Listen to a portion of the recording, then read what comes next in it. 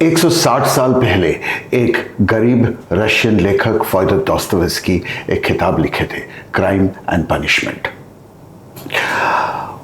उस समय पे बिजली नहीं थे, ना उड़ान थे, ना गाड़ियाँ थे, और उस किताब का जो किरदार थे वो एक निहायत ही गरीब यंग रशियन लड़का, वो एक क्राइम कमिट करते हैं, परफेक्ट क्राइम। इसका आगे का कहानी बहुत इंटरेस्टिंग है। क्या परफेक्ट क्राइम कभी हो सकता है? क्या परफेक्ट क्राइम करके कोई अपना अंतरात्मा से झेल पाते हैं, बाहर आ पाते हैं?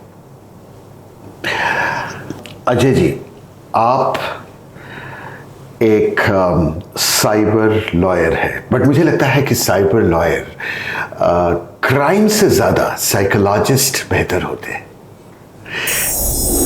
क्या परफेक्ट क्राइम पॉसिबल है? परफेक्ट क्राइम का मतलब ये हुआ कि वो कोई एविडेंस नहीं मिल रहा हमारे को, ये आप कहना चाहते हैं। डॉक्टर लोकार्ड हुए हैं जो हमारे पायनियर माने जाते हैं फॉरेंसिक साइंस के अंदर। उन्होंने एक स्टेटमेंट बोला था, every criminal while taking something leave something at the crime scene। सो आज की दुनिया में जब डिजिटल इतना एविडेंस, डिजिटल फुटप्रिंट मिलता है, बड़ा मुश्किल है परफेक्ट क्राइम करना। हाँ, डिफ़िकल्ट हो सकता है उसको ट्रेस करना, बट ये कहना कि उसके बारे में कुछ नहीं पता लगेगा, ये इम्पॉसिबल है। साइबर क्राइम लॉयर है जाने माने, क्या फर्क है आप में और क्रिमिनल लॉयर में? एक मर्डर हुआ है, आप उसको कैसे देखेंगे? और आपका काउंटर पार्ट जो साइबर क्राइम लॉयर नहीं है, सिर्फ क्रिमिनल लॉयर है, वो उसको कैसे देखेंगे? डिजिटल फुटप्रिंट की हम बात करते हैं आज की डेट में। आप कोई भी क्राइम ले लीजिए, आज की डेट में कहीं ना कोई डिजिटल फुटप्रिंट अवेलेबल रहता है।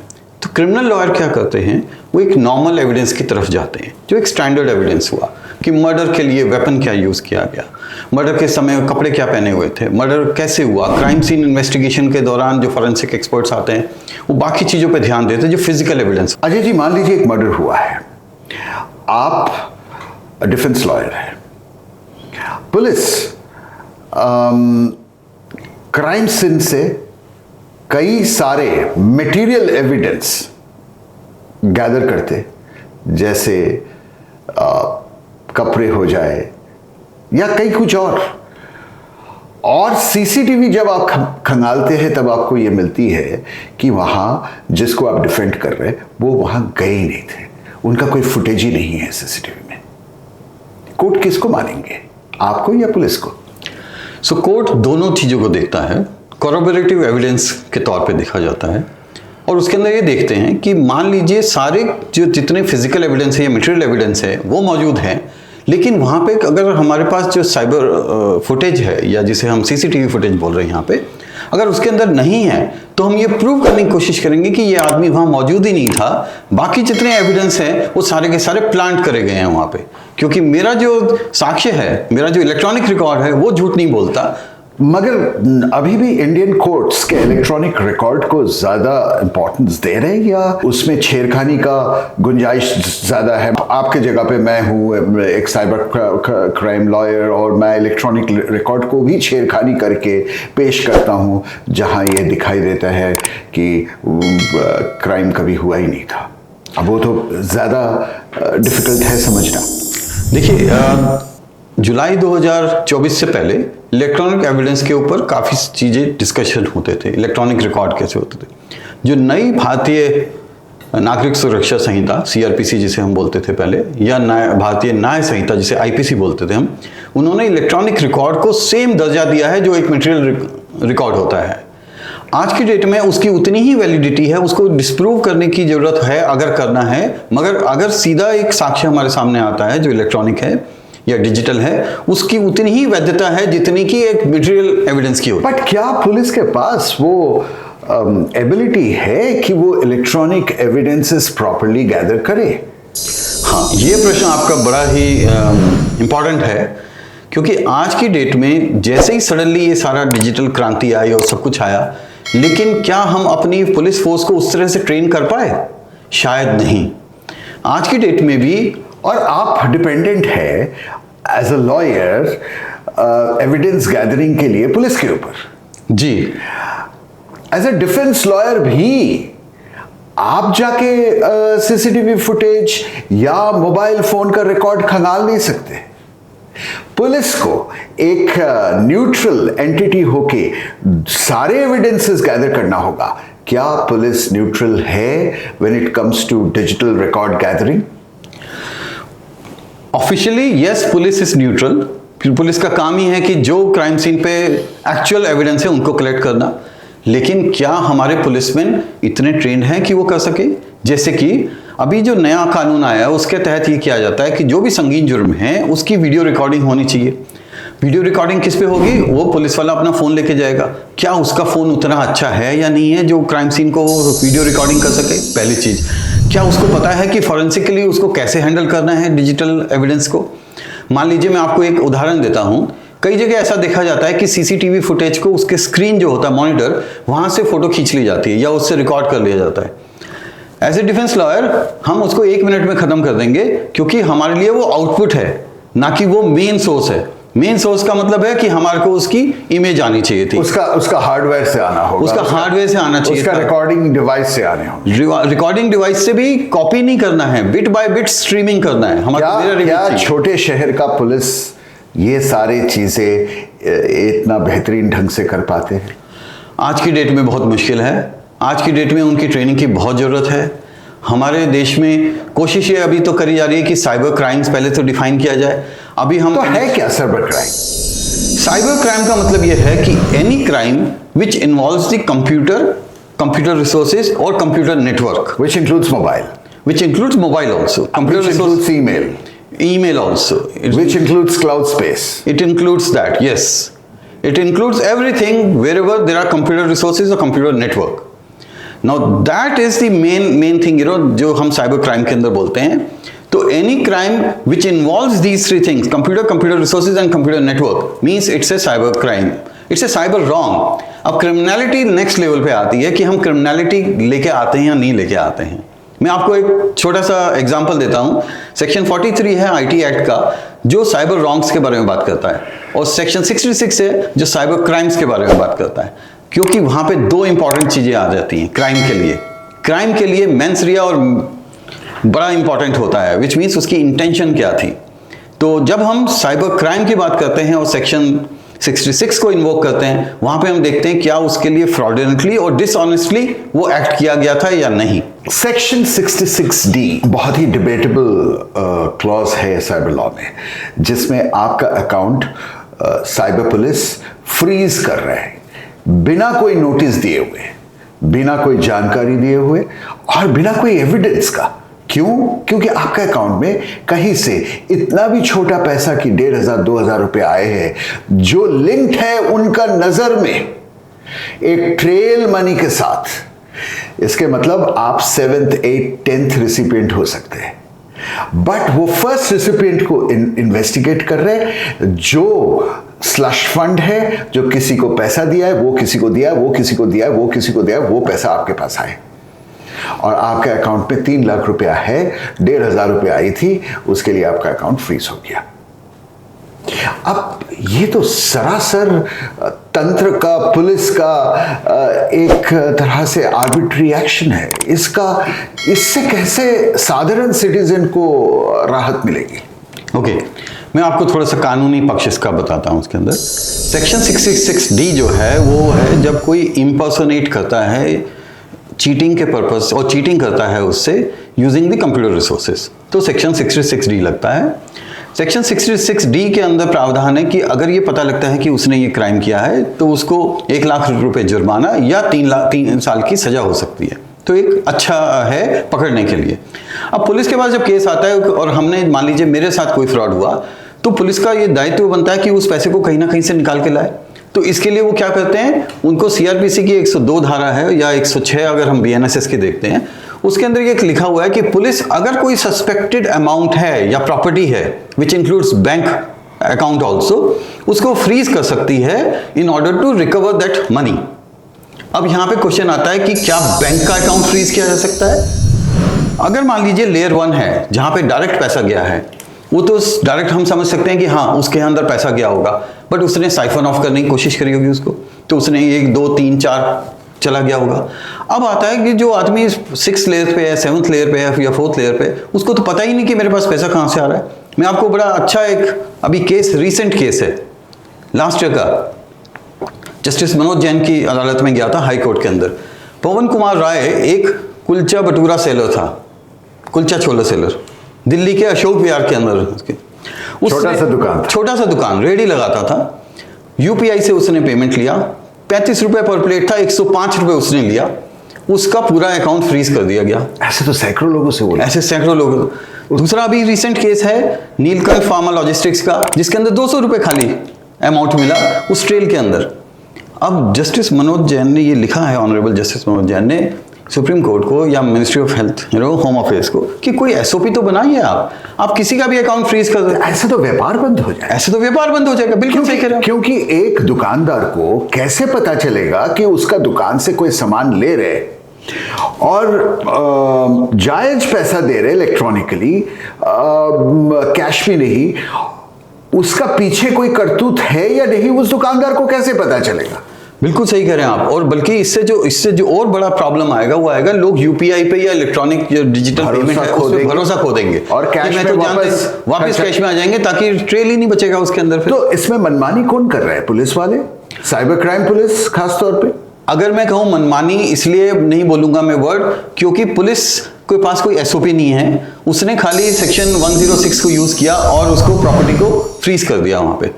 मगर आज की डेट में बहुत जरूरी है, इसका एक दूसरा ऑप्शन होता है लियन मार्क कर देना।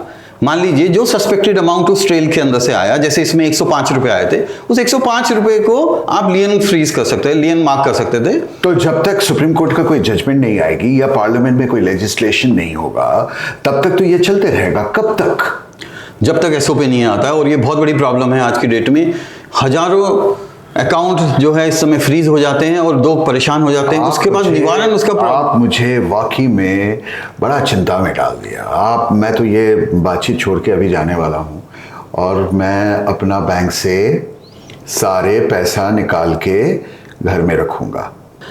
मैं ये तो नहीं कहूंगा कि उसे करना चाहिए, लेकिन हाँ आज की डेट में मुझे डरा रहे, आज की डेट में कम से कम पैसा आप 2-3 अकाउंट में रखिए, ताकि कल को बिना आपकी जानकारी के कोई ऐसा एक्ट हो जाता है। और क्या कर सकता हूं मैं? अगर आप बिजनेसमैन हैं और आप अगर करंट अकाउंट से हैंडल कर रहे हैं और आपके पास प्रॉपर इनवॉइस के थ्रू पैसा आ रहा है, तो आप वहां पे पुलिस स्टेशन में बोल सकते हैं। आपका इसका मैं प्रोसेस बता देता हूँ। प्रोसेस कितना समय लेगा? 5 से 6 महीने लग जाते हैं। तब तक मैं क्या करूं?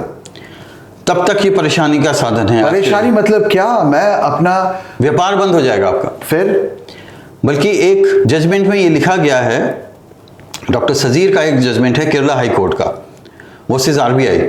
उन्होंने ये कहा कि आप किसी का आय का साधन ही बंद कर देंगे, आप किसी की जीवन यापन का जो सिस्टम है, जो जिससे के थ्रू वो अपना काम करता है बैंक से, वो पूरा का पूरा बंद ही हो जाएगा। तो आपको ये एसओपी लाना ही पड़ेगा। ये एक बहुत बड़ी प्रॉब्लम है आज की डेट में, जिसका निवारण सरकार को ढूंढना ही पड़ेगा।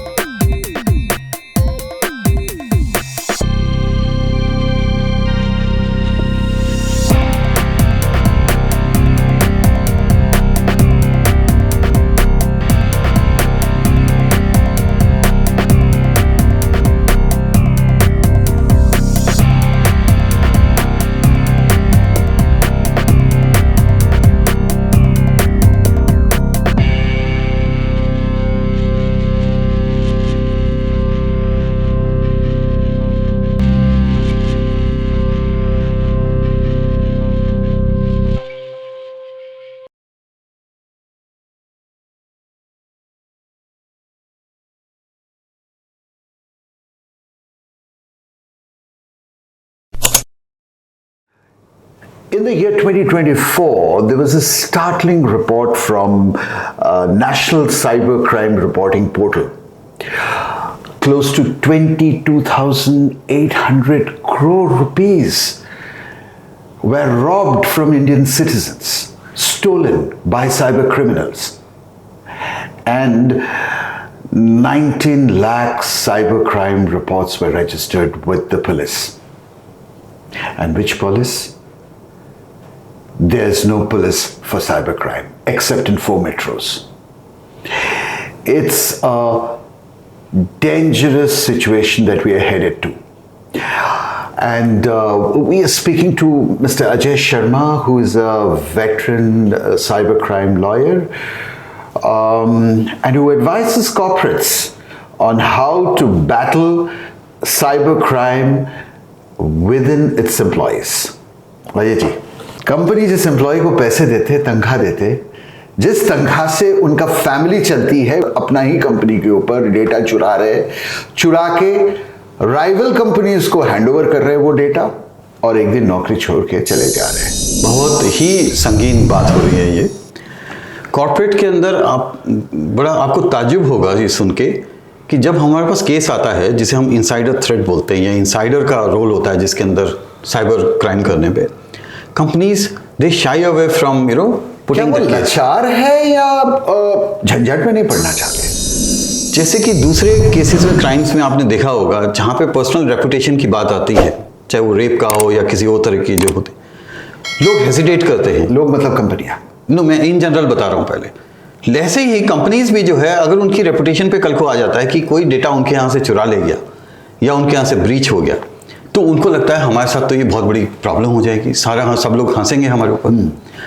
पहला वो एक प्रॉब्लम है, रेपुटेशन का इशू आता है। सेकंड है, पता ही नहीं है, कई कंपनीज को ये पता ही नहीं कि साइबर क्राइम एक अलग चीज है और एक दूसरा जो क्राइम है वो अलग हो गया।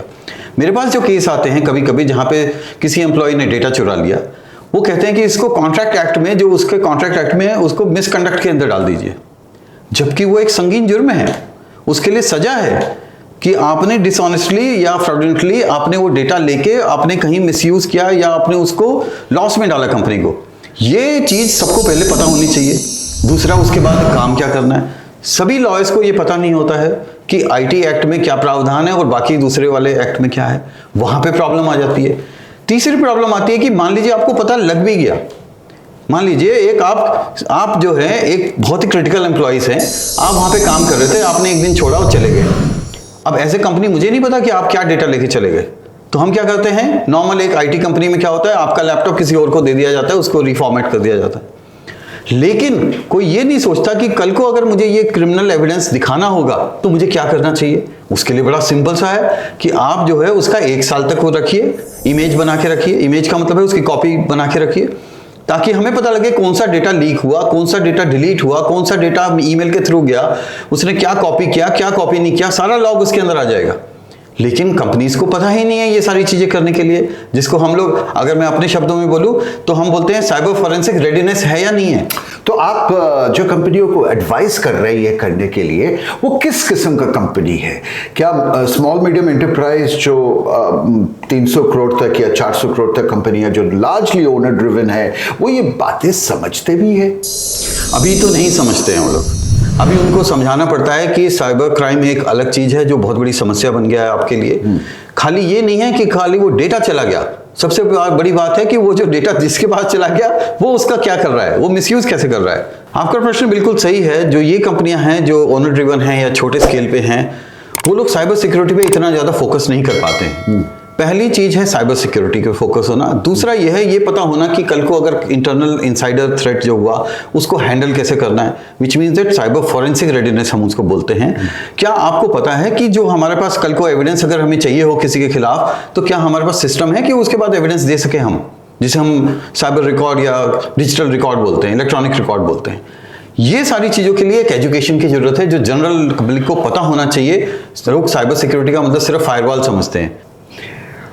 Ajay ji, real life example लेते हैं। मान लीजिए मैं एक बाथ फिटिंग कंपनी हूँ, मेरा टर्नओवर 500-600 करोड़ है, मैं मिड साइज में आता हूँ, मेरे सैकड़ों डिस्ट्रीब्यूटर्स हैं, कौन से डिस्ट्रीब्यूटर कितना दिन में मुझे पेमेंट कर रहे हैं, कौन से डिस्ट्रीब्यूटर कौन सा स्कीम ले रहे हैं, उसका सारे अता पता, address, telephone number, birthday, anniversary जिसके ऊपर मैं स्कीम करता हूँ, ये डेटा कंपनी में जो सेल्स का काम करते हैं, जो डिस्ट्रीब्यूटर से मिलते हैं, उनके पास तो होता ही है, प्लस मेरा बैकएंड में जो मैनेजमेंट इंफॉर्मेशन सिस्टम का लोग बैठे हुए हैं उनके पास भी होते हैं, मेरा अकाउंट्स के पास भी होते हैं, राइट। और ये डेटा किसी कंपटीटर को मिल जाए, वो रातों रात मेरा सारे डिस्ट्रीब्यूटर को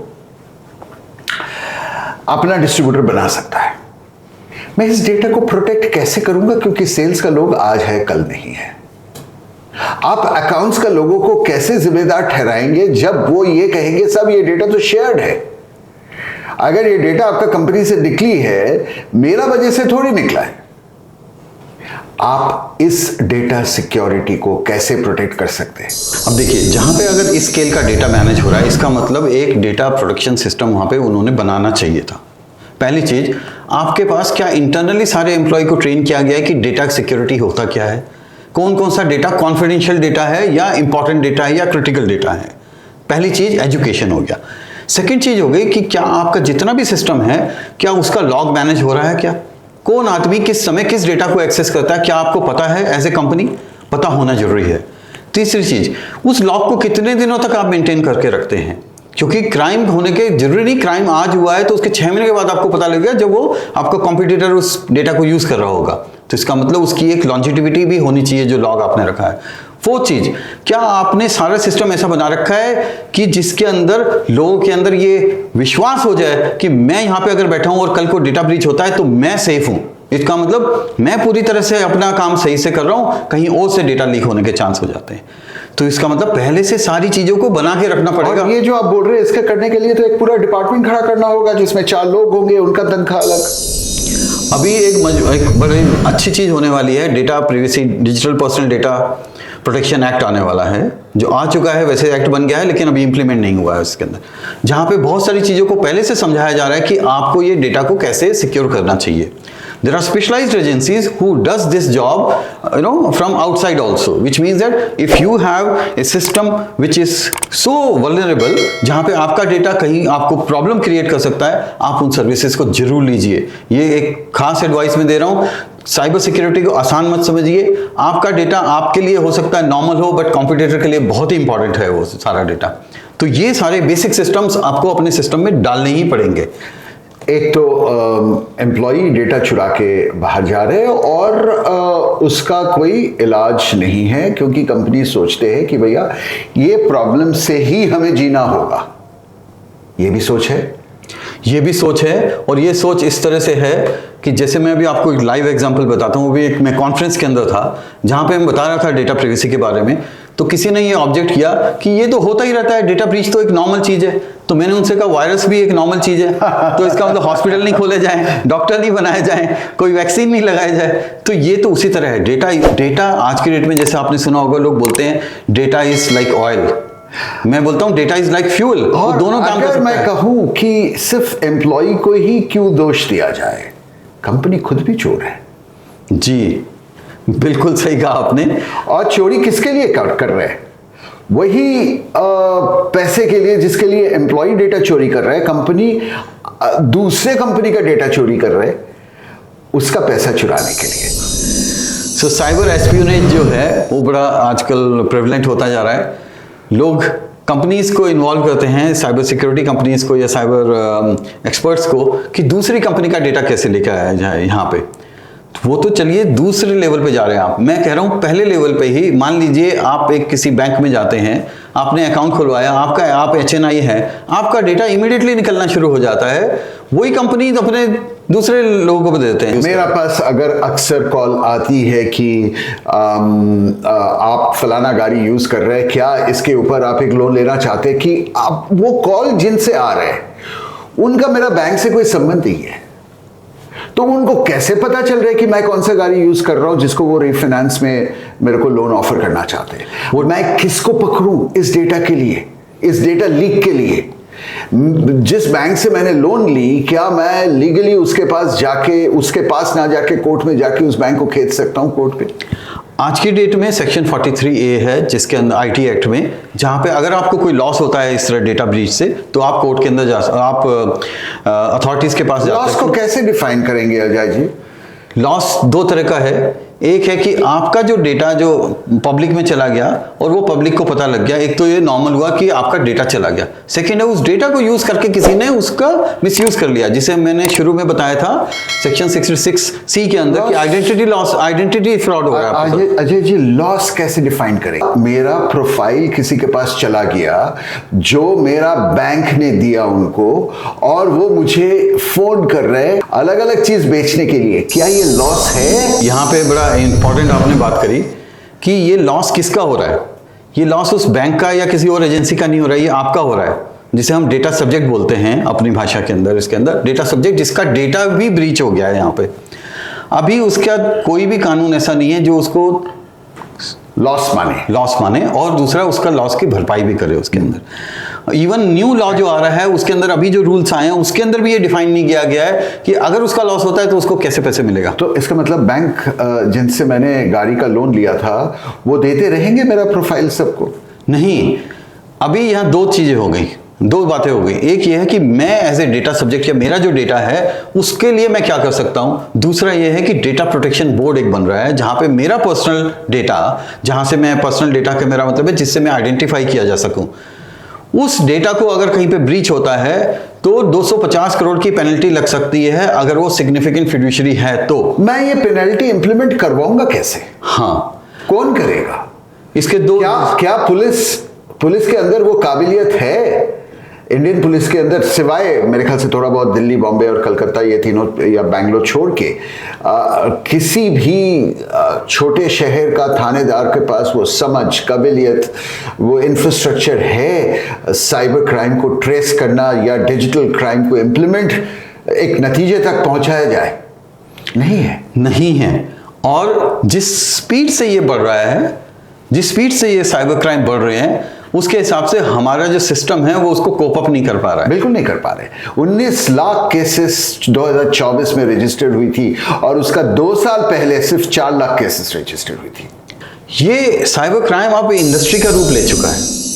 आपने कई साल पहले सुना होगा जमतारा करके एक जगह थी, या नूंग एक जगह थी, या इस तरह के जो कुछ पॉकेट से जहां निकल के आ रहे थे, ये क्या थे? ये पैटी क्राइम्स की तरह निकला था। आज की डेट में सिंडिकेट्स आ गए हैं, बड़े बड़े सिंडिकेट्स आ गए हैं। इंडिया से लोगों को बाहर ले जाया जाता है, जैसे कुछ countries, Laos, Cambodia, Myanmar etcetera, जहां पे साइबर क्राइम इंडस्ट्री चल रही है, जहां पे लोगों को लाया जाता है और उनको फोर्स किया जाता है। दे आर साइबर स्लेव्स जिसे हम बोलते हैं अपनी भाषा में। वो लोग ये बैठ के वो मतलब वो भी विक्टिम है, जो हमारे साथ स्कैमस्टर है वो खुद भी विक्टिम है। जमतारा से हटके तीसरा देश में जाके, दूसरा भी नहीं, तीसरा देश में जाके जहां एक्सपैट्रिएट ट्रीटी नहीं है इंडिया के साथ, वहां लोग जाके बस रहे और वहां से साइबर क्राइम लॉन्ग डिस्टेंस में कर रहे। जी बिल्कुल सही कह रहे हैं आप। अगर आप यूनाइटेड नेशंस की एक रिपोर्ट देखें जहां पे ये देखा गया कि साइबर लॉस कितनी कंट्रीज में हैं, 80% कंट्रीज में साइबर क्राइम से रिलेटेड लॉज हैं, कुछ हाई हैं कुछ लो हैं, बट आपको हैरानी होगी 13% कंट्रीज आज की डेटा ऐसी हैं जहां पे कोई साइबर क्राइम रिलेटेड लॉ ही नहीं है, एग्जिस्ट नहीं। क्या ये माना जाए बहुत सारे इंडियन कंपनीज लिप्त है साइबर क्राइम में अपना मुनाफा के लिए, जहां वो ऐसे नेटवर्क का फायदा ले रहे उनको पैसा देके कि वो तीसरी कंट्री में जहां साइबर लॉ नहीं है वहां बैठ के उस कंपनी के लिए उनका कंपटीटर का डेटा चुरा रहे? सिर्फ कंपनीज की बात नहीं कहूंगा मैं, यहाँ पे 3 तरह से साइबर क्राइम होता है। अगेंस्ट द इंडिविजुअल होता है, अगेंस्ट द प्रॉपर्टी होता है, against the group of people भी होता है या कंपनीज को, और चौथा अगेंस्ट द नेशन भी होता है, जिसे हम साइबर टेररिज्म भी बोलते हैं। आज की डेट में ये इंडस्ट्री इतनी फैलती जा रही है कि साइबर टेररिज्म के लिए भी डेडिकेटेड रिसोर्सेज अवेलेबल हैं जो ये सारे काम करने के लिए तैयार बैठे हैं। पुलिस के पास क्यों नहीं है? साइबर क्राइम सेल 4 मेट्रो छोड़ के बाकी शहरों में पुलिस के पास क्यों नहीं है? अभी रिसोर्सेज उस तरह से नहीं बन पा रहे हैं। पुलिस या सरकार सीरियस नहीं है? सरकार सीरियस है, लेकिन देश बहुत बड़ा है और देश इतना बड़ा है कि उसके अंदर पेनिट्रेट करना, लास्ट लेवल पे, लास्ट माइल पे पहुंचना बड़ा मुश्किल काम है। पहली चीज ये। दूसरी चीज, जब हम साइबर की बात करते हैं इसका मतलब हम डिजिटल की बात करते हैं। डिजिटल की बात करते हैं तो इसका मतलब क्या हुआ कि लोगों के अंदर सबसे पहले तो ये भावना आनी चाहिए कि डिजिटल सेफ है और डिजिटल से नेक्स्ट भी कोई जगह मतलब जहां से हम बच सकते हैं। अभी ये नहीं हो रहा है तो पुलिस तो दूर लेवल की बात है, एक आम जनता को भी नहीं पता अभी तक कि हम कैसे हैंडल करेंगे इस केस को। सेकेंड लेवल पे पुलिस की ट्रेनिंग कितने दिनों में जाके कंप्लीट होगी, रिसोर्सेज लिमिटेड, प्रॉब्लम बहुत बड़ी। और ये केसेस फाइट कौन करेंगे? साइबर क्राइम लॉयर्स गिने चुने हैं देश में। लॉयर्स के अंदर वो रुझान नहीं है कि मैं साइबर क्राइम लॉयर बनूं। रुझान किस चीज का है? मैं कॉर्पोरेट लॉयर बनूं। क्यों? क्योंकि वो ज्यादा पेइंग है, या मैं क्रिमिनल लॉयर बनूं। बट साइबर क्राइम को कौन टैकल करेंगे? अभी ये ना एक बड़ा इंटरेस्टिंग चीज है। अभी साइबर क्राइम नहीं रह जाएगा धीरे धीरे, क्योंकि डिजिटल फुटप्रिंट तो हर जगह होगा। अगर आप फैमिली डिस्प्यूट देखते हैं इसके मतलब हर क्राइम साइबर क्राइम होगा, हर क्राइम साइबर क्राइम हो जाएगा। इसका मतलब कोई सिंपल एक चाकू लेके किसी को मर्डर किया वो भी साइबर क्राइम होगा, वो नॉर्मल क्राइम नहीं रहेंगे। बिल्कुल सही कह रहे हैं आप। और वो क्यों? क्योंकि हर जगह डिजिटली इन्वॉल्व हो रहा है सिस्टम के अंदर। कैसे हो रहा है? अब मैं आपको बताता हूँ कहाँ से मिसयूज होती हैं चीज़ें। रजिस्ट्री जब हम प्रॉपर्टी की कराते हैं उसके अंदर क्या करते हैं, हम अपने सिग्नेचर करते हैं, अपने सारे क्रेडेंशियल्स देते हैं, अपने फिंगरप्रिंट भी देते हैं। साइबर क्रिमिनल्स ने क्या किया, यहाँ से रजिस्ट्री से उठाया। अब ये प्रॉपर्टी से रिलेटेड सारे डॉक्यूमेंट जो कि सिविल है, प्रॉपर्टी के सारे कागजात उन्होंने निकाले वहां से, उनके फिंगरप्रिंट भी आ गए, उनके सारे क्रेडेंशियल्स भी आ गए। उसको लेके उन्होंने आधार के थ्रू स्पूफ करना शुरू कर दिया।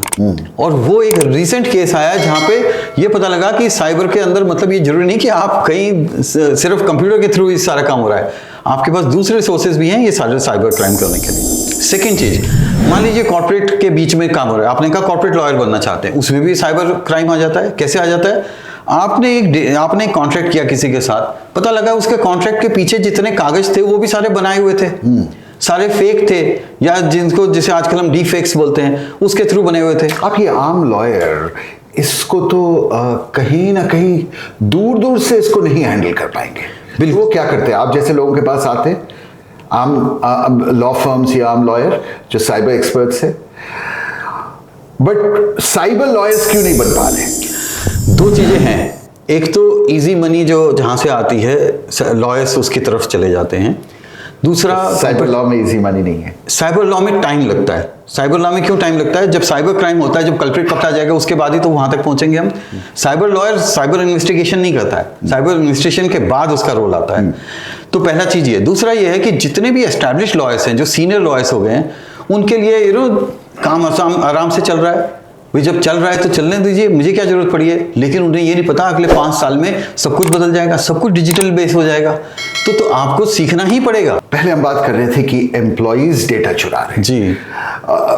मुझे नहीं लगता कि बहुत सारे एम्प्लॉइज ऐसे कर रहे हैं, बट बहुत सारे कंपनियां एम्प्लॉइज को एंगेज करते हैं दूसरे कंपनी का कि मुझे उस कंपनी का डेटा दो और उसके एवज में मैं आपको पैसा दूंगा। इसको कैसे बंद किया जाए? ये तो लालच है, लालच का तो कोई अंत नहीं है। देखिए ये कोई नई चीज नहीं है। आज से 25 साल पहले भी हम ये देखते थे कि कंपनियां दूसरी कंपनियों में अपने आदमी प्लेस करती थी, वो सैलरी उनको वहां से भी मिलती थी, आपके यहाँ से भी मिलती थी, और वो वहां से डेटा देते थे। पहले डेटा चुराना मुश्किल होता था, आजकल डेटा चुराना आसान हो गया क्योंकि डिजिटल है। 1 मिनट में डाउनलोड कीजिए और आगे पास ऑन कर दीजिए। आपके इंटरनल प्राइवेसी रूल्स जो हैं वो बहुत स्ट्रांग करने पड़ेंगे, तभी आपका सिस्टम बनेगा। एक रूल्स और दूसरा सिस्टम, विच मीन्स दैट कि कोई भी डेटा अगर लगता है आपको बाहर जा रहा है, वो चाहे स्नूपिंग करनी पड़े आपको, मैं स्नूपिंग गलत वर्ड यूज कर रहा हूं, बट स्नूपिंग का मतलब है आप ट्रैक कर रहे हैं कि कौन सा डेटा कहां से मूव कर रहा है पूरा का पूरा। अगर वो लॉग आपके पास है तो वो आप मैनेज कर सकते हैं। वही एक तरीका है cyber security. Effective cyber security system is the most important thing for any company. अगर एक कंपनी में ऐसे होता है और कंपनी को पता है मेरा कंपटीटर मेरा ही एम्प्लॉय से डेटा चुराया मेरा कंपनी का, तो क्या वो पुलिस में जाए या एक लॉयर के पास जाए या कोर्ट में सीधा केस करे? फर्स्ट स्टेप क्या होना चाहिए? पुलिस के पास जाना पड़ेगा। और पुलिस लखनऊ का कंपनी है, कानपुर का कंपनी है, क्या वहां साइबर सेल है लखनऊ कानपुर में जो इसको हैंडल कर पाए? क्या वो पुलिस वहां कोई ऐसे बैठा हुआ है जिसको पता भी है कि जब कोई केस रजिस्टर करना आए इसको एफआईआर में डालना चाहिए, या एक सिंपल कंप्लेंट लिखाए, या इसका टेक्निकल रिपोर्ट कैसे निकाले? वो बहुत ही इंपॉर्टेंट प्रश्न आपने पूछा, इसमें सेंसिटिविटी ऑफ द पुलिस आपने एक निकाल लिया। मैं आपको बताता हूँ, अभी एक रिसेंटली मेरे एक दोस्त के साथ ये केस हुआ, उसके 75,000 रुपये निकल गए। जब वो, मैं दिल्ली की बात कर रहा हूँ, अभी मैं छोटे शहर की बात ही नहीं कर रहा, जब वो वहाँ पे पहुँचे थाने में और कहा कि हमारे 75,000 चले गए, तो पुलिस वाले ने हंसते हुए बोला, अच्छा सिर्फ 75 गए, मेरे पास तो लाखों के केस आ रहे हैं यहाँ पे।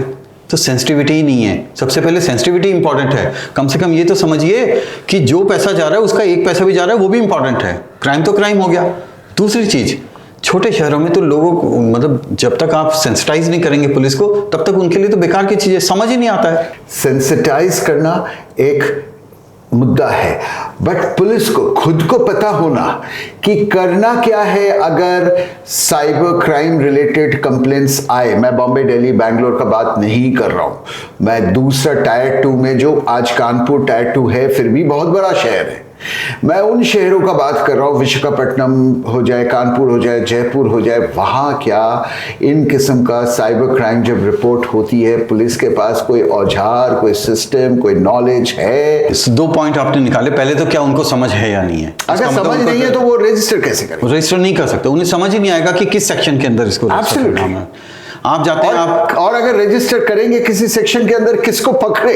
हाँ, और पकड़े तो कैसे पकड़े? यस, तीनों चीजें इंपॉर्टेंट हैं। पहली चीज समझ आना, जैसे मान लीजिए मैं एक देता हूं, साइबर स्टॉकिंग। साइबर स्टॉकिंग, अगर मान लीजिए कोई आपको, किसी लड़की को, विमेन के लिए है ये, किसी विमेन के लिए अगर पीछे कोई पड़ा हुआ है, उसको डेटा को ट्रैक कर रहा है, उसको ट्रैक कर रहा है वगैरह, आप साइबर स्टॉकिंग का केस कर, आप पुलिस स्टेशन जाते हैं, पुलिस स्टेशन वाला समझ ही नहीं आएगा कि उसको कैसे रजिस्टर करना है, अगर उसको जानकारी नहीं है, और जो अभी आज की डेट में सब लोग ट्रेन नहीं हुए। सेकंड चीज, अगर आ गया तो किस सेक्शन के अंदर करना है, उसको सेक्शन नहीं पता होगा।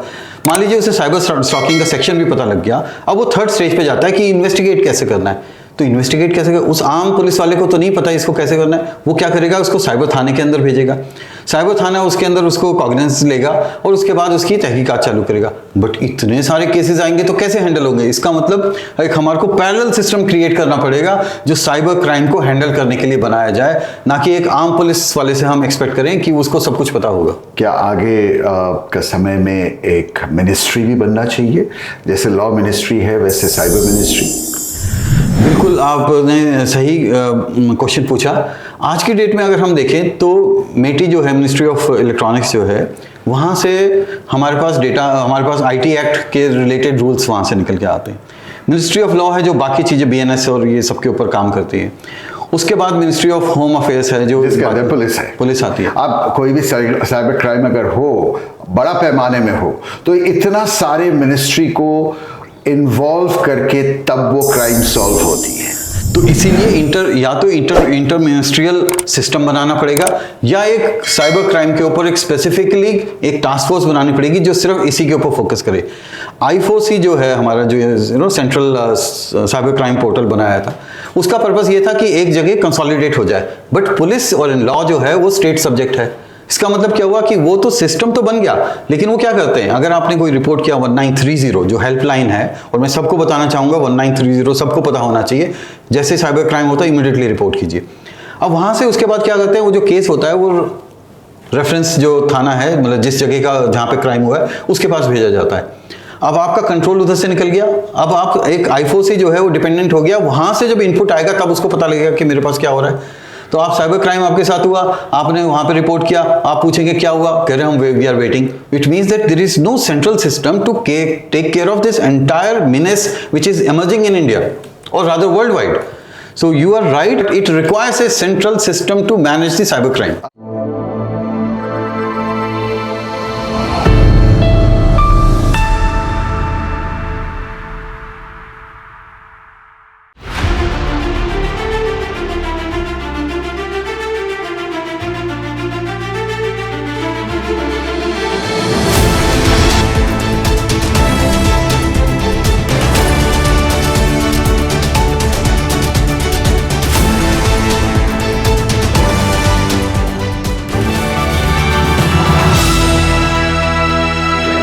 अजय जी, अक्सर आजकल जो हो रहा है, किसी का अकाउंट से पैसा निकल जाती है, राइट? और लोग बहुत डरे हुए हैं, पर्टिकुलरली एल्डरली सिटीजन्स, जिनको ये समझ में नहीं आती है नया ज़माने का तौर तरीका। उनको लगता है, और वो टेलीविज़न में खबर में देखते हैं कि अखबार में भी पढ़ते हैं कि फलाना का अकाउंट से इतना पैसा निकल गया, और इतना घबराहट है उनके अंदर कि मेरा छोटा पूंजी भी निकल जाएगा मेरा बैंक से। उनको समझाना बहुत मुश्किल है कि आपका बैंक से वो पूंजी इसीलिए नहीं निकल सकता है क्योंकि आप इलेक्ट्रॉनिक ऑपरेशन बैंक के साथ नहीं कर रहे, आप अपना चेकबुक से पैसा उठाते हैं। क्या ये सही और सच है कि अगर आप चेकबुक से ट्रांजैक्शन करें और किसी किस्म का OTP या इलेक्ट्रॉनिक तरीके से ऑपरेट ना करें, आपका पैसा महफूज है? आपका पैसा जो आपके अकाउंट में है वो आपका ही पैसा रहेगा। अब उसका आपने दो तरह से सिस्टम बताया, एक है फिजिकल सिस्टम, इसका मतलब आपने वो रिस्ट्रिक्ट कर दिया। बहुत सारे जो साइबर क्रिमिनल्स ट्राई कर रहे हैं OTP के थ्रू या दूसरे मेथड के थ्रू। किसी किस्म का इलेक्ट्रॉनिक प्रोसेस में नहीं हूं बैंक के साथ, मैं जाता हूं चेकबुक से अपना पैसा उठाता हूं, फिर भी मेरा अकाउंट से क्या पैसा निकल सकता है? बिल्कुल निकल सकता है। बहुत सारे स्कैम केसेस जो हैं आए हैं इंडिया के अंदर। एक कॉस्मोस बैंक का बड़ा फेमस केस है। आप फिर डरा रहे हैं मुझे। मैं डरा, यथास्थिति से आपको मैं बता रहा हूं। आप सबको डरा रहे हैं। ये सही नहीं है जो आप कह रहे हैं कि अगर मेरा कोई इलेक्ट्रॉनिक रिलेशनशिप नहीं है बैंक के साथ, चेक से ऑपरेट करता हूं, फिर भी मेरा पैसा निकल जाएगा। अभी मैं दो चीजें बताना चाहूंगा यहाँ पे। एक है आपका पैसा आपकी गलती से निकला है या बैंक की गलती से निकला है। बैंक की गलती से जब निकलता है तो RBI का रूल है वो आपका पैसा सेफ है उस पॉइंट ऑफ व्यू से। इसका मतलब आपका इन्वॉल्वमेंट नहीं है, बैंक की तरफ से कोई कमी हुई है तो आपका, तो उस केस में मैं डराने को अब वापस लेता हूं। मैं ये बता रहा हूं अगर आपका कोई रोल नहीं है उस पैसे को गंवाने के अंदर तो आपका पैसा सेफ है। अगर आपका रोल है, जैसे OTP का केस है जहां पे, या जो आपके ही सिस्टम के थ्रू हुआ है, अब जैसे साइबर अरेस्ट का केस देखिए, वहां तो लोग खुद देते हैं अपना पैसा। अब उसके अंदर तो आप साइबर क्राइम थोड़ी ना हुआ है, मतलब उसके बैंक का थोड़ी ना कोई उसमें नुकसान, कोई प्रॉब्लम है। प्रॉब्लम तो आपके साथ है, आपने ही पैसा अपने हाथ से दिया उसको, वो एक अलग तरह का साइबर क्राइम है। दूसरा जो प्रॉब्लम कहां पे आता है, जब बैंक की हाइस्ट हो जाती है। आप क्या कह रहे हैं? नोएडा के पूरा का पूरा बैंक का पैसा कोई चुरा ले, मतलब बैंक में ना घुसे। जैसे पहले हम मूवीज में देखते थे, बंदूक लेके 4 आदमी बैंक के अंदर घुसे, मैनेजर को कब्जा किए और पैसा फिजिकली चुरा के गाड़ी में लेके भाग गए। अब बैंक में घुसने की जरूरत नहीं है। अब बैंक में घुसने का जरूरत नहीं है, मतलब बैंक वहीं का वहीं है और पूरा का पूरा पैसा बैंक के पास 500 करोड़ रुपया है, वो 2000 करोड़ रुपया है, वो सब निकल गए। यस, आज के डेट में साइबर क्रिमिनल इतने ज़्यादा शातिर हो चुके हैं, इतने ज़्यादा ट्रेंड हो चुके हैं, इतने ज़्यादा टेक्निकली एडवांस हैं कि वो सिस्टम के अंदर, नोएडा के अंदर पिछले साल एक केस हुआ है, I will not name the bank, but एक बैंक था जिसके अंदर उन्होंने सिस्टम के अंदर एंट्री करी, उन्होंने वहाँ से जो ऑथेंटिकेशन सिस्टम है उसको बाईपास किया, मैनेजर के लॉगिन क्रेडेंशियल्स उन्होंने उठा लिए उसके अंदर, और उसके बाद बहुत सारे खातों में इंडिया से बाहर पैसा भेज दिया गया। पूरी हाइस्ट हो गई, आपको मतलब किसी को कानो कान भनक नहीं लगी। जब वो रिकंसिलिएशन हुआ तब पता लगा ये तो पैसे गायब हो गए यहाँ से। क्या इसी को डार्क वेब कहते हैं? एक वेब सिस्टम जो है हमारा, जिसमें हम लोग गूगल में जाते हैं, सर्च करते हैं, इसको बोलते हैं हम सरफेस वेब, जो हमें दिख रहा है। ये एक तरह से अगर आप लिटरेचर में जाएंगे तो देखेंगे ये आइसबर्ग की तरह दिखता है, टिप ऑफ द आइसबर्ग, कि सिर्फ ऊपर का हिस्सा है जो दिख रहा है हमारे को। इसके बाद आता है डीप वेब, वो वेब जो कंट्रोल सिस्टम के थ्रू ही एक्सेस किया जा सकता है। जैसे बहुत सारा गवर्नमेंट का सिस्टम होता है, कंपनीज का सिस्टम होता है, जो इंटरनली सारा वेब पे है बट कंट्रोल है, उसका एक्सेस सबको नहीं है। तीसरा जो सिस्टम है जिसे डार्क वेब बोलते हैं, जो आज की डेट में बहुत बड़ा बन गया है। डार्क वेब बाय डिफॉल्ट गलत चीज नहीं है, वो यूज किया जाता था डिफेंस पर्पस के लिए।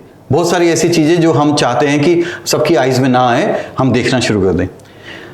रिसेंटली मैंने सुना है, मुझे नहीं पता, ये सुना गया जो 5 आइज जो इंटरनेशनल एजेंसीज हैं जो नजर रखती हैं सब पे, वो लोग डार्क वेब को भी एक्सेस कर रहे हैं। डार्क वेब के अंदर कुछ मार्केट प्लेस बने, जैसे सिल्क रोड एक बना, हंसा बना। इन्होंने एक नया कॉन्सेप्ट चालू किया कि अगर कोई गलत काम करना है तो यहाँ मार्केट प्लेस पे आइए, आप हमारे को बताइए क्या करना है, वहां पे लोग मौजूद हैं, वो सारे गलत काम करेंगे। आम आदमी मेरे जैसे आदमी डार्क वेब से कैसे अफेक्टेड है? जितना भी इलेजिटिमेट डेटा होता है या जहाँ पे भी डेटा चुरा के जो वहाँ पे पहुँचाया जाता है, वो सारा डेटा वहाँ पे अवेलेबल रहता है। एज ए नॉर्मल पर्सन मैं उसको नहीं देख पाता हूँ। क्यों नहीं देख पाता हूँ? क्योंकि उसका एक सर्च इंजन अलग ही तरह का है, टॉर बोलते हैं हम उसको, द अनियन राउटर। और जो डेटा अवेलेबल होती है, मैं पूरा दिन में क्या सर्फिंग कर रहा हूँ, वो कौन सा साइट पे जा रहा हूँ, क्या देख रहा हूँ, वो सारे इलेजिटिमेट डेटा होता है। नहीं, वो तो लेजिटिमेटली सारी चीजें इनके पास होती हैं। जो वो लेजिटिमेटली होती है, बट इलेजिटिमेटली उसको कहीं स्टोर किया जा रहा है, चुरा के उसको स्टोर कर रहे हैं। जैसे बैंक का पूरा ट्रांजैक्शंस मिल जाएगा आपको, आपके सारे आधार के नंबर भी जो हम देखते हैं, मतलब बैंक में मैं कितना पैसा डाल रहा हूँ, क्या निकाल रहा हूँ, वो डार्क वेब में किसी के पास होगा और उसको लेके वो क्या कर सकते हैं, मुझे ब्लैकमेल कर सकते हैं। आपको डायरेक्टली ब्लैकमेल कर सकता है या किसी इंटरमीडियरी के थ्रू कर सकता है। इसके मतलब वो इंफॉर्मेशन, अगर मेरा बैंक में आज 2 करोड़ रुपया आया है तो कोई मुझे फोन करके या एक किडनैप का प्लान कि मेरा कोई क्लोज किसी को किडनैप कर लिया जाए क्योंकि मेरा पास पैसे है, और किडनैप करके उतना रकम मांगा जाए। और मजेदार बात है डार्क वेब, ये डार्क वेब है। और मजेदार बात ये इसमें है, और रादर प्रॉब्लम बहुत बड़ी क्या है कि एज ए नॉर्मल पर्सन मुझे नहीं पता मेरा क्या डेटा डार्क वेब पे पड़ा हुआ है, क्योंकि मेरे को एक्सेस नहीं है डार्क वेब का। और ये डार्क वेब में मेरा डेटा जा कैसे रहे? जो साइबर क्रिमिनल्स हैं इनका एक्सेस होता है, ये लोग वहां पे उसके अंदर अपना सारा डेटा रख। अजय जी, एक बात साफ है, जामतारा से क्रिमिनल अपना बेस शिफ्ट करके विदेश में रह रहे हैं, राइट? अब ये सारे इंटरमीडिएट्रीज मतलब आम लोगों के लिए जो इंटरमीडिएट्रीज शब्द को नहीं समझेंगे, जितना भी सॉफ्टवेयर कंपनी, आपका क्लाउड कंपनी जिसमें आपका डेटा स्टोर रहती है, या मान लीजिए आपका मेल, ये इंडिया में ये कंपनियां है नहीं, ये सब कंपनी बाहर है, राइट? आप जिस कंपनी से मेल करते होंगे वो इंडियन कंपनी नहीं है।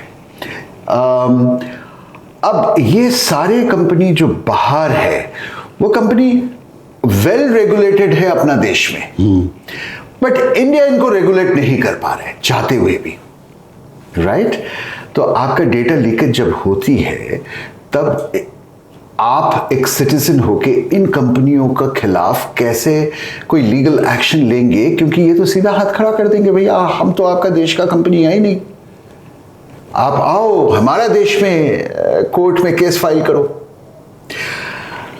तो ये तो मुमकिन ही नहीं है कि साइबर क्राइम को कभी कंट्रोल कर पाए कोई भी देश, अगर वो देश उन कंपनियों को जो सॉफ्टवेयर में, जो जिसका सॉफ्टवेयर इंडिया यूज कर रहा है, या जिसका मेल इंडिया यूज कर रहा है, या जिसका क्लाउड स्पेस इंडिया यूज कर रहा है, उन कंपनियों को अपना देश में सजा दिया जाए, ये जब तक नहीं होगा तब तक तो मुमकिन ही नहीं है साइबर क्राइम खत्म हो।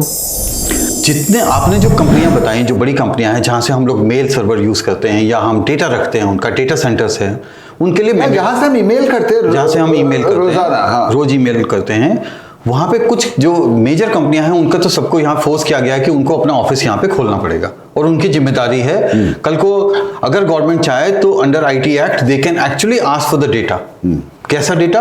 उनकी मॉनिटरिंग का डेटा, इंटरनेट यूसेज का डेटा, इंटरनेट आईपीएस का डेटा, सेकंड उसमें क्या कंटेंट वहां पे प्रसार हो रहा है जो उसमें से गया। सॉरी, सरकार स्पेसिफिक चीज के लिए मांग सकते हैं, जो एंटी नेशनल एक्टिविटीज। अगर मेरा पैसा चोरी हुआ या मेरा मेल से कोई इंफॉर्मेशन लीक हुई, क्या मैं उन बड़े विदेशी कंपनियों को मजबूर कर सकता हूं उसका ट्रेस या ट्रैक मुझे देने के लिए?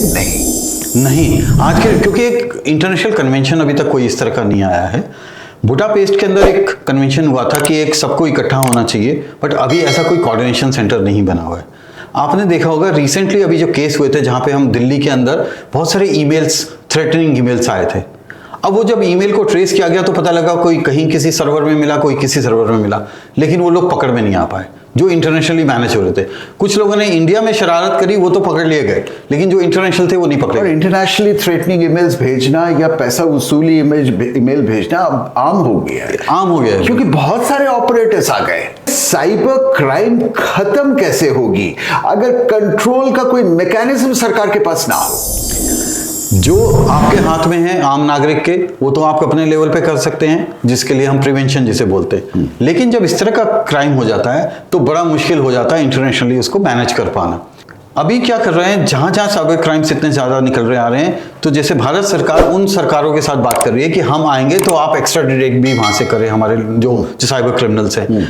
ये समय ले रहा है। एक्चुअली टेक्नोलॉजी इतनी स्पीड से बढ़ रही है और जितना प्रोलिफरेशन इसका हो गया है, इसके मतलब जब तक इंटरनेशनल एग्रीमेंट्स हो साइबर क्राइम कंट्रोल करने के लिए आपसी डिफरेंसेस खत्म करके, तब तक टेक्नोलॉजी और बढ़ जाएंगे और बढ़ जाएंगे तो साइबर क्राइम दूसरा रूप लेगा। जी, तो ये कभी ना खत्म होने वाला सिलसिला है। इसीलिए प्रिवेंशन को सब लोग बोलते हैं कि आप प्रिवेंट करिए। दूसरा, टेक्नोलॉजी का भी, अभी जैसे एआई आ गया, मैं अभी आपने टेक्नोलॉजी की बात करी तो मैं एआई को लेके आता हूँ। एआई आज की डेट में एक साइबर क्रिमिनल्स भी बहुत यूज कर रहे हैं कि कैसे नए मैलवेयर बनाए जाएं, किस तरह से हम सिस्टम बनाए जो एंटी फॉरेंसिक हो, जिसका मतलब ट्रेस भी ना मिले बाद में। उसके लिए क्या होगा, जैसे डीफेक्स आया, आपने देखा होगा डीफेक्स के इतने सारी चीजें आ रही हैं। अब वो डीफेक्स को मैनेज करने के लिए भी एआई यूज करना पड़ेगा। तो AI to counter AI will be another war which will erupt. But जिस तरह से टेक्नोलॉजी बढ़ रही है, ये एक मिनेस की तरह बढ़ता जा रहा है। ये इतना बड़ा प्रॉब्लम हो जाएगा कि इसके लिए स्पेसिफिक फोकस करना ही करना पड़ेगा। ये एक महामारी का रूप ले चुका है। इसको हो सकता है एक दिन यूनाइटेड नेशन इसको एपिडेमिक या पेंडेमिक का भी स्टेटस दे कि ये तो एक अलग तरह का वायरस है जो हमारे आम जिंदगी को तबाह करने में लगा हुआ है। अजय जी, हम बात कर रहे थे कि पूरा का पूरा बैंक कैसे चुरा सकता है कोई, वो कैसे हो सकता है? एक बैंक है जिनका 1000 ब्रांच है पूरा देश में, जिनका डिपॉजिटरी 10,000 करोड़ है। जैसे मैंने बताया कि टेक्नोलॉजिकली काफी एडवांस हो चुके हैं अभी। हर बैंक के अंदर अपना एक सिस्टम होता है और बैंक अपने क्लोज सिस्टम के अंदर ऑपरेट करता है, वो पब्लिक इंटरनेट के थ्रू नहीं होता है उनका। साइबर सिक्योरिटी टीम भी होती है उनके पास, बट साइबर क्रिमिनल्स भी शातिर हैं। वो क्या करते हैं, वो किसी ना किसी तरह सिस्टम के अंदर पेनिट्रेट करते रहते हैं। कुछ ऐसे मैलवेयर, जो मैलवेयर का मतलब है जो स्पीरियस सॉफ्टवेयर है, वो आज की डेट के लिए नहीं, उसका ट्रिगर हो सकता है 3 महीने के बाद का चालू करें। वो कॉस्मोस बैंक के अंदर जो केस हुआ था, उसके अंदर 6 महीने पहले वो मैलवेयर डाला गया था, जो नोएडा में हुई थी। नो, वो कॉस्मोस बैंक पुणे के अंदर हुआ था। नोएडा के अंदर दूसरे बैंक का बात कर रहे थे हम। जो नोएडा के अंदर हुआ, वहां पे वो कॉम्प्रोमाइज क्या किया, साइबर सिक्योरिटी कॉम्प्रोमाइज हुआ। उसके बाद उन्होंने क्रेडेंशियल्स ले लिए बैंक के मैनेजर्स की। ये एक और केस हुआ जिसके अंदर आरटीजीएस सिस्टम को ही कॉम्प्रोमाइज कर दिया गया। इसका मतलब सारे पासवर्ड चुरा लिए। यस, जो बैंक मैनेजर का निजी पासवर्ड है, जो मैनेजर छोड़ के और किसी के पास होता नहीं है पूरा बैंक में, वो भी उन्होंने चुराया। ये कैसे मुमकिन है? ये मुमकिन ऐसे ही है जैसे साइबर सिक्योरिटी के अंदर हम उसको सिक्योर करने की कोशिश करते हैं, ये लोग उसको ब्रेक करने की कोशिश करते हैं। तो जो हैकिंग सिस्टम जैसे बोलते हैं, जो साइबर क्रिमिनल्स हैं, साइबर क्रिमिनल्स हैकिंग में एक्सपर्ट्स हो जाते हैं, जो सिस्टम को हैक करते हैं। और साइबर क्रिमिनल अगर बैंक का सिस्टम हैक करके पूरा का पूरा बैंक का सारे डिपॉजिटरी उठा ले, तो जिनका पैसा बैंक में है वो क्या करेंगे?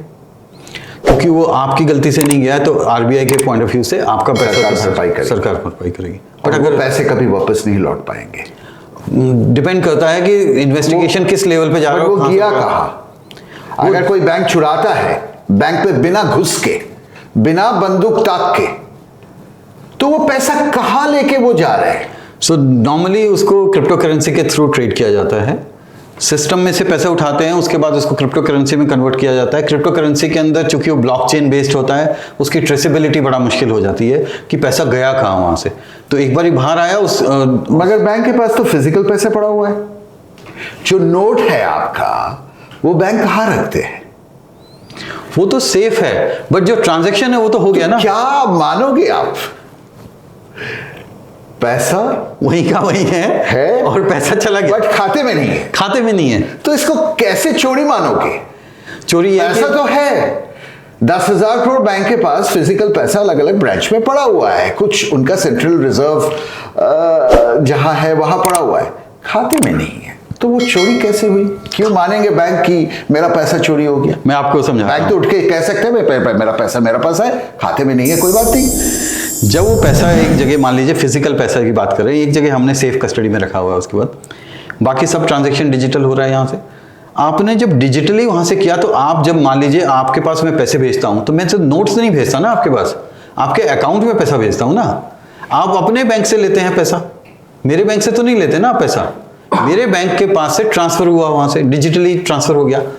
एक बारी साइबर क्रिमिनल ने वो पैसा उठा के अपने अकाउंट पे डाल दिया और अपने अकाउंट से क्रिप्टो करेंसी के अंदर डाल दिया, तो पैसा निकल गया आपका।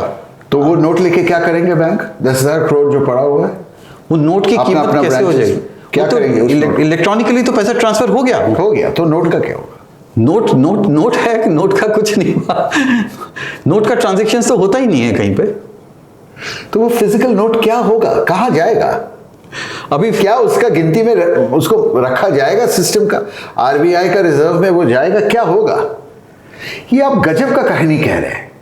मैं आपको ये बताने की कोशिश कर रहा हूं, जो डिजिटली ट्रांजैक्ट हो जाता है वही सत्य हो जाता है, वो पैसा आपका निकल गया सिस्टम के अंदर से। अब आप उसको कैसे रिकवर करते हैं, वो पुलिस के थ्रू रिकवर करते हैं और या इंश्योरेंस के थ्रू रिकवर करते हैं, वो आपकी प्रॉब्लम। ऐसे 2 किस्सा हुई है इंडिया में। यस, बड़े सारे केस है जिसके अंदर बैंक से हेस्ट कैसे करी जाती है, इसी तरह करा जाता है। उसमें तरह तरह के अलग अलग कारगर तरीके लगाए जाते हैं इनकी तरफ से, जैसे कि लोग एटीएम के क्लोनिंग करते हैं, जिसके अंदर वहां से इंडिविजुअल का पैसा निकलता है उसके अंदर से, बट जहां पे ये सिस्टम के अंदर घुस जाते हैं वहां से पूरा का पूरा पैसे गायब हो जाता है। मुमकिन तो नहीं लग रहा है मुझे, फैंटेसी कहानी लग रहा है, क्योंकि जो आप कह रहे हैं लॉजिकली इसका मतलब पूरा इंडिया का पैसा निकाल सकता है। अगर कल चाइना के साथ वॉरफेयर हो और डिजिटल वॉरफेयर हो, तो चाइना कहे कि India, RBI, reserve bank of India, जिनके पास सारे बैंकों का पैसा है, उन्हीं बैंक को, आरबीआई को लूट ले हम, तो क्या इंडिया लूट जाएगी चाइना का हाथ पे? थ्योरेटिकली यस, बट सिस्टम इतने ज़्यादा खराब भी नहीं है कि सारे सिस्टम आप ब्रेक कर लें। खाली पैसे की बात नहीं, मैं आपको एक और बताता हूं। एक पर्टिकुलर कंट्री है जो काफी फेमस है हैकर्स के लिए। ईस्टर्न यूरोप का नाम तो ले लीजिए। यूक्रेन से ये अटैक हुआ, और दूसरी एक कंट्री के अंदर पूरा पावर सिस्टम जो है, पावर डिस्ट्रीब्यूशन सिस्टम को उन्होंने हैक करके बंद कर दिया। अब आप सोचिए कि पूरी कंट्री का कंट्री बंद हो गया। कोविड के दौरान जब हमारे यहाँ पे निकाला जा रहा था, ये वैक्सीन के ऊपर बात हो रहा था, तो कुछ चाइनीज हैकर्स ने वो सिस्टम को पेनिट्रेट करके उसके अंदर से आईपीस निकालने की कोशिश करी थी।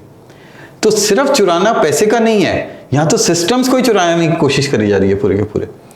आज आप देखिए, अगर मान लीजिए हम बड़ी तेजी से, इंडिया बहुत अच्छे से ग्रोथ कर रहा है, हमारे पास सब चीज़ें बहुत अच्छी जा रही हैं, अगर कोई दुश्मन देश या कोई दुश्मन एलिमेंट ये चाहता है कि हमारे सिस्टम को डेंट करे, तो कहीं ना कहीं से वो पेनिट्रेट करके हमारे, इसीलिए CII बोलते हैं, क्रिटिकल इंफ्रास्ट्रक्चर जो इंस्टीट्यूशंस हैं, वो उसको रोकने की कोशिश करी जाती है कि उसके अंदर ना पेनिट्रेट कर जाए कहीं कोई। अजय जी, ये हैकर्स होते कौन है?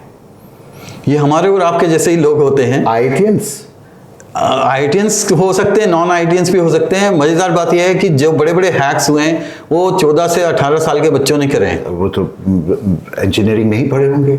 तो आज की डेट में इंजीनियरिंग पढ़ने से ज्यादा हैकर्स का क्या क्वालिटी चाहिए? कोई अगर हैकर होना चाहते हैं, उसका क्या क्वालिटी होगा?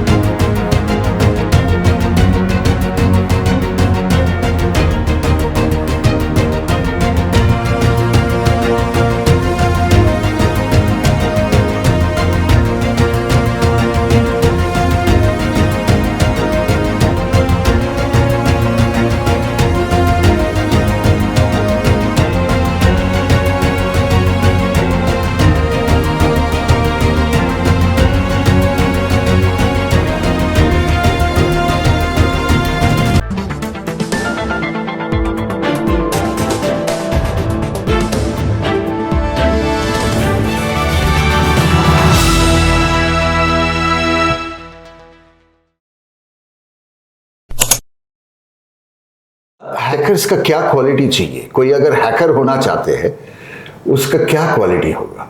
हैकर्स की सबसे बड़ी क्वालिफिकेशन होती है उसका दिमाग। क्या एजुकेशन क्वालिफिकेशन चाहिए एक हैकर बनने के लिए? दिमाग का लेवा। दिमाग तो तब इस्तेमाल होती है ना जब उसका कोई बेसिक एजुकेशन हो के, क्या इलेक्ट्रॉनिक इंजीनियरिंग होना होगा, क्या क्या एजुकेशन होना होगा। कोई एजुकेशनल क्वालिफिकेशन नहीं चाहिए हैकर बनने के लिए। आपका क्या दिमाग उसको कोडिंग सीखना होगा? हाँ, कोडिंग सीखना पड़ेगा, क्योंकि हैक करने के लिए आपको एक सिस्टम डेवलप करना पड़ेगा, आपको एक प्रोग्राम लिखना पड़ेगा जो प्रोग्राम पेनिट्रेट करेगा, जो सिस्टम की फायरवॉल को ब्रेक करेगा, वहां से पासवर्ड को ब्रेक करेगा। पासवर्ड क्या हैकर बनना इतना आसान है? बहुत मुश्किल भी नहीं है। पढ़ा लिखा नौजवान जो इलेक्ट्रॉनिक इंजीनियरिंग पढ़ रहे हैं, जो कोडिंग सीख रहे हैं, वो हैकर ना बन जाए? पैसा ज्यादा है? पैसा ज्यादा है, लेकिन एक मानसिकता की बात होती है। अगर मैं ये कहूं कि इंडियन पुलिस अंडरकवर हैकर को हायर कर रहे हैं और ये एक बेहतरीन प्रोफेशन बन चुका है, तो क्यों नहीं एक आदमी पढ़ा लिखा होके पुलिस के लिए अंडरकवर हैकर बन जाए? उसमें ज्यादा पैसा है। देखिए क्या होता है, हमारे यहाँ पे 16 इंस्टीट्यूशंस हैं जिनको हम दर्जा देते हैं एग्जामिनर ऑफ इलेक्ट्रॉनिक एविडेंस का। उसका मतलब क्या हुआ, ये वो सरकारी संस्थाएं हैं जो कोई भी साइबर क्राइम होता है जिसके लिए हम वहाँ पे जाते हैं। लेकिन कभी कभी क्या होता है, पुलिस के पास इतना वर्कलोड हो जाता है कि वो 16 तो एजेंसीज नहीं हैंडल कर सकती। तो बहुत सारे ऐसी एजेंसीज हैं, प्राइवेट इन्वेस्टिगेशन लैब्स हैं जो ये क्रैक करने के अंदर हेल्प करते हैं। ऑफिशियली वो लोग सिर्फ आपको एथिकल हैकिंग के अंदर ही सपोर्ट कर सकते हैं, ऑफिशियली एथिकल हैकिंग के लिए ही सपोर्ट कर सकते हैं। लेकिन अगर कोई आदमी पर्सनली ये सारी चीज़ों में इन्वॉल्व हो रहा है, अब मैं ऑन कैमरा ये नहीं कह सकता कि पुलिस अंडरकवर एजेंट्स को यूज़ करती है या नहीं करती है, मगर लोग अवेलेबल हैं जो ये सारे काम करने के लिए। अगर अंडरकवर एजेंट को पुलिस यूज ना करे या सरकार यूज ना करे तो चोर को पकड़ेंगे कैसे? चोर मतलब साइबर क्राइम को पकड़ेंगे कैसे? साइबर क्राइम जो कर रहे हैं, एक तरफ मान लीजिए टेबल का उस तरफ हैकर बैठा हुआ है और मैं लॉ एनफोर्सिंग एंटिटी हूं, मैं पुलिस हूं या कुछ और हूं सरकार की तरफ से। मेरा पास अगर आप जैसे हैकर ना हो तो मैं हैकिंग करूं, आपको डील कैसे करूंगा? क्या हैकर को कोई गवर्नमेंट एम्प्लॉय के जैसे रखा जा सकता है? नहीं। यस यस अगर yes there are agencies who are officially helping the police with ethical hacking. That's why I'm using the word ethical hacking here. Unethical hacking की बात नहीं कर रहा हूँ। So ethical hacking से unethical hacker को tackle किया जा सकता है? जी, किया जा सकता है। एथिकल हैकर्स को वो प्रोटेक्शन भी करता है और बाद में अगर क्राइम हो जाता है तो उसको भी ढूंढ के लाते हैं। देखिए पुलिस तो मुखबिर भी पहले होते थे, पुलिस का अपना एक नेटवर्क होता था, इंटेलिजेंस नेटवर्क, जिसके थ्रू वो लोग निकालते थे। ऐसे एक नेटवर्क क्रिएट किया जाता है जिसके थ्रू ये सारे इंफॉर्मेशन निकाली जाती है। मगर एथिकल हैकिंग एक इंपॉर्टेंट चीज़ है और पुलिस के अंदर कोशिश करी जा रही है कि यंग लोगों को जो ट्रेंड इसमें किया जाए ताकि हम ज़्यादा से ज़्यादा वर्कफोर्स बनाएं इस काम को करने के लिए। एक बेहतरीन प्रोफेशन है hacking, cyber security. Ethical hacking is a very lucrative profession now. Cyber security is a very lucrative area now because every company is under threat now. और रोज नई इजाद हो जाती हैं चीजें जो सिस्टम को पेनिट्रेट करती हैं। तो इसके लिए आप अपना बेटे को हैकर होना अलाउ करेंगे? Ethical hacker? यस, अगर उसके अंदर वो काबिलियत है जो लॉजिकल माइंड इसके लिए चाहिए, तो मैं तो चाहूंगा कि यंग जनरेशन जो एथिकल हैकिंग की तरफ वो जाए। एथिकल हैकिंग की ट्रेनिंग भी होती है।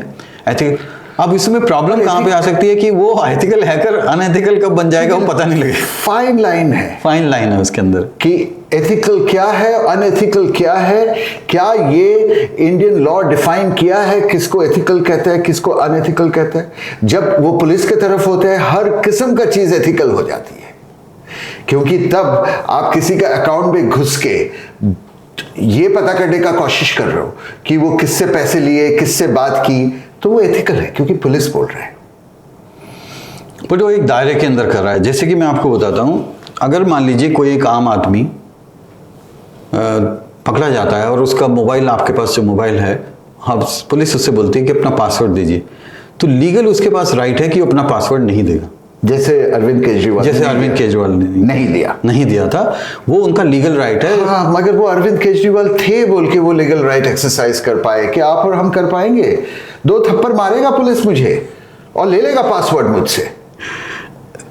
क्या मेरा लॉयर, अगर आप मेरा लॉयर है, आप मेरा बाजू में खड़ा होके पुलिस को रेजिस्ट करवा पाएंगे कि मेरा पासपोर्ट ना ले मेरे से? देखिए, एविडेंस एक्ट में ये बोला जाता है, अगर पुलिस के दौरान पुलिस के सामने जो भी एविडेंस निकाले जाते हैं उसकी वैल्यू जब तक ही है जब तक उससे रिकवरी ऑफ कोई फर्दर रिकवरी होती है एविडेंस की। लेकिन अदरवाइज पुलिस के अंडर ड्यूरेस तो आपका एविडेंस माना नहीं जाता है, तो सेफ्टी तो है आपके पास। और क्या क्या राइट्स है मेरा पास? साइबर राइट्स क्या क्या है? एक, मैं पासवर्ड ना दूं, और मैं ईमेल आईडी का पासवर्ड ना दूं, और आप अपने खिलाफ कोई एविडेंस नहीं देंगे। ये जो चीज नॉर्मल क्राइम के साथ होती है इसके अंदर भी आ जाती है। इसके अंदर पासवर्ड एक इंपॉर्टेंट चीज है जो आप नहीं देना चाहते हैं तो नहीं दे सकते, नहीं देना चाहिए आपको। अजय जी, क्या मेरा फोन, मेरा ईमेल आईडी, मेरा व्हाट्सएप मैसेजेस, मेरा एसएमएस, जिसमें मेरे को ओटीपी मिलती है, जिससे मैं क्रेडिट कार्ड ट्रांजैक्शन करता हूँ, कुछ खरीदता हूँ,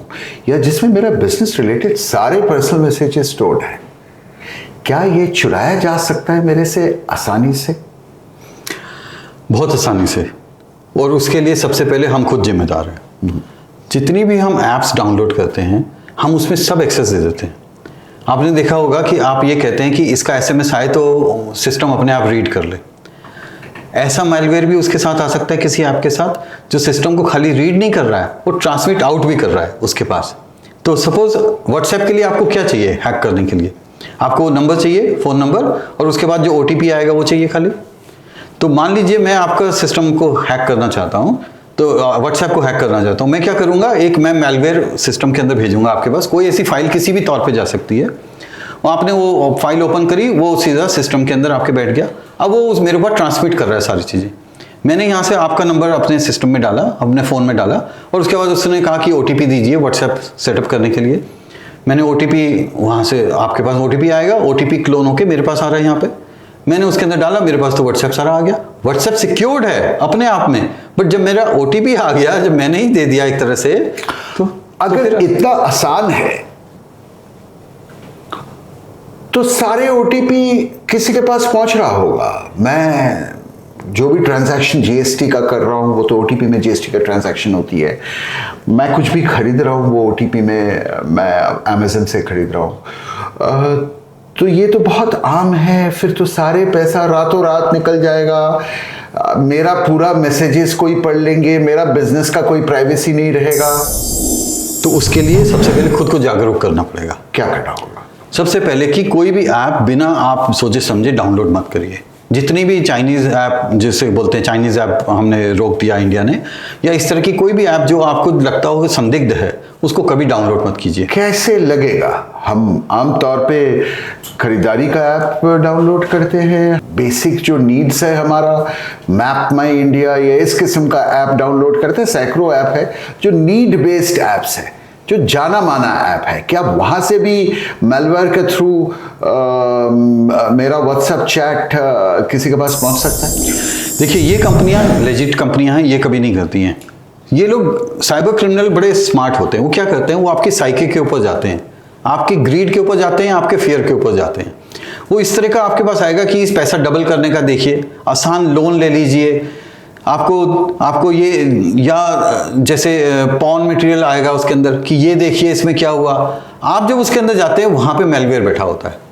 जैसे ही आप खोलते हैं इमीडिएटली मैलवेयर अपने एक्शन में आ जाता है और वो सिस्टम चालू कर देता है। तो सबसे पहले लेजिट जो ऐप्स हैं उसके लिए तो ज़्यादा परेशान होने की ज़रूरत नहीं है, बट इस तरह की जहाँ पे भी आपको लुभाने की कोशिश करी जा रही है या डराने की कोशिश करी जा रही है, उनको बिल्कुल नहीं खोलना चाहिए। ये सुन के कई लोग शायद अपना ऐप डिलीट करना चाहेंगे। आपको करना भी चाहिए, जो ज़रूरत का ऐप है उसको रखिए, बाकी डिलीट कीजिए जैसे अजय जी कह रहे हैं। बट अजय जी, क्या उसके बाद डिलीट करने के बाद भी वो मैलवेयर रह जाएगा और ट्रांसमिशन करते रहेगा? ऐप डिलीट करने से मैलवेयर नहीं जाएगा, क्योंकि मैलवेयर की अपनी एक उसमें फीचर होता है कि वो कहीं और जाके अपने आप को क्लोन करके बैठ जाता है। तो आपने वो ऐप डिलीट कर दिया लेकिन नहीं हुआ, तो उसके लिए आपको फिर एक अच्छे स्टोर में जाना पड़ेगा जिसको पूरा पता हो कि इसके अंदर से मैलवेयर कैसे ढूंढा जाता है। या नया फ़ोन खरीदना होगा, या उसको फैक्ट्री रीसेट कर सकते हैं आप। फैक्ट्री रीसेट करने पे सब डेटा चला जाएगा उसके अंदर से। दूसरा जो इम्पोर्टेंट, आप सच बोल रहे हैं अजय जी, तो ये बहुत भयंकर सच है और इसका कोई इलाज आपका बातों से मुझे दिख नहीं रहे। पुलिस लाचार है, सरकार लाचार है। कहूं तो मैं जजेस भी एजुकेटेड नहीं है साइबर क्राइम, इंडियन जजेस साइबर क्राइम को हैंडल करने के लिए, जजमेंट देने के लिए। क्या मैं सही बोल रहा हूं? साइबर क्राइम एक बहुत बड़ा वर्ड आप यूज़ कर रहे हैं, मैं उसको छोटे लेवल पे लेके जाता हूं कि डिजिटल रिकॉर्ड या इलेक्ट्रॉनिक रिकॉर्ड को अंडरस्टैंड करने के लिए भी सभी अभी ट्रेन नहीं है, इंक्लूडिंग जजेस भी ट्रेन नहीं है। मैं आपको एक इंसिडेंट बताता हूँ, कुछ साल पुरानी बात है ये। एक केस हुआ, डोमेस्टिक वायलेंस का केस था इसके अंदर, कि ये कहा गया कि 498 एक्ट के अंदर कि एक लड़की को पैसे डाउरी के लिए बाध्य किया जा रहा है। कि उसका प्रूफ क्या दिया गया, एक ईमेल की कॉपी दी गई, प्रिंटेड कॉपी जज के सामने कि ये देखिए ये इसने पैसे मांगे हैं आदमी ने और ये हमारे पास एविडेंस है। जज ने उसके बेसिस पे केस दायर करवा के एक्शन करवा दिया, अरेस्ट हो गया उनका। अभी ये क्या हुआ, अभी इसमें ये नहीं हुआ कि वो जो इलेक्ट्रॉनिक रिकॉर्ड का जो कॉपी था वो सही में सही था या नहीं था। हमारे पास मतलब वो ईमेल फ्रॉड था, वो ईमेल फ्रॉड था जिसका बेसिस पे जज ने किसी को कैद में डाल दी। करेक्ट। अब यहाँ पे क्या समझने की जरूरत है कि मान लीजिए अगर ईमेल हमारे पास एक एविडेंस आता है तो क्या मैं उसका मेटा डेटा जानता हूँ? मेटा डेटा होता है जो पूरा डिटेल होता है कि ये ओरिजिन कहाँ से हुआ, किस सर्वर के थ्रू आया, कब आया, कैसे आया। अगर ऐसे लॉयर हो जो जज को मेटा डेटा क्या है समझाने के लिए प्रयास करे और जज का वो फॉर्मल ट्रेनिंग ना हो तो क्या होगा?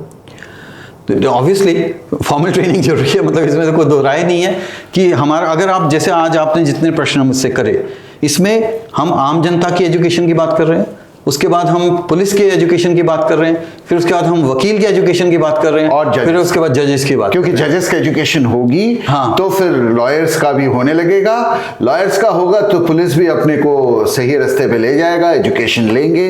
तो कहीं ना कहीं सुप्रीम कोर्ट को इस बात का ख्याल लेना होगा बहुत जल्दी, क्योंकि समय फिसलते जा रहे हैं जी, कि जजेस ट्रेनिंग के अंदर साइबर क्राइम का ट्रेनिंग बहुत बड़े पैमाने में इंक्लूड किया जाए, जो अब नहीं है या है। अगर ट्रेनिंग है तो ट्रेनिंग की कंटिन्यूटी भी चाहिए इसके अंदर, क्योंकि जिस तरह से इवॉल्व हो रही है, टेक्नोलॉजी बढ़ रहा है, अभी उनको भी नहीं समझ में आता कि डी फेक्स को कैसे हैंडल करें और डीफेक्ट्स को आइडेंटिफाई कैसे करें। मगर आप जैसे लॉयर के लिए तो चांदी है, बहुत पैसे कमा रहे हो आप। हाँ? नहीं, हम पैसे के लिए नहीं, ये तो आप अभी भी कहते हैं कि आप हंसते नहीं हो, आपका प्रोफेशन में अभी भी लॉयर्स ज्यादा आते नहीं है।